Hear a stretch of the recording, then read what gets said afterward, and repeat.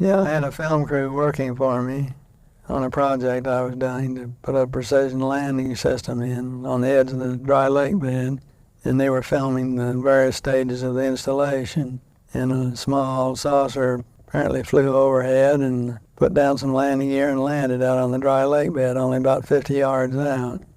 So they picked up their cameras and started over toward it, going to get some close-ups.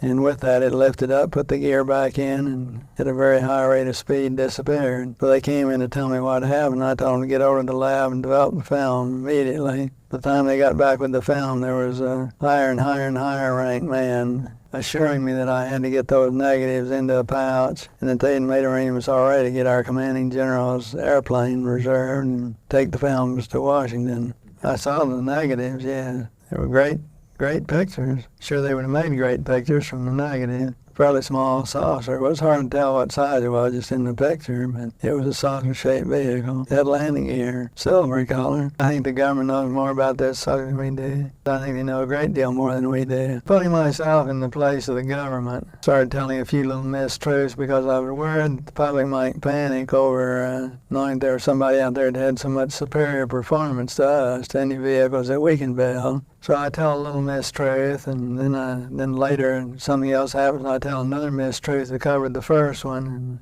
and I wind up with whole stacks of these little mistruths that get more and more and more embarrassing. And each administration, as it comes in, just probably thought, well, gee, why don't we clean up this mess and admit to all of this, but how do I go about admitting it with the least embarrassment? Because eventually, there's too many people know what the truths are, and they're going to have to confess up to having misled the public for a lot of years. I'm not sure whether they have mankind in mind or themselves in mind at this point in time. Primarily because of politics, we should have obtained a senator by the name of Proxmire, who headed up some very powerful committees, had us destroy the Saturn V assembly line and cut up all the tooling rather than produce, say, one Saturn V a year and continue to have an occasional trip back to the moon. We would have benefited tremendously as a nation and as a world by doing this. We should have long ago had a permanent station on the moon for doing scientific research. And we should long ago have landed a crew on Mars.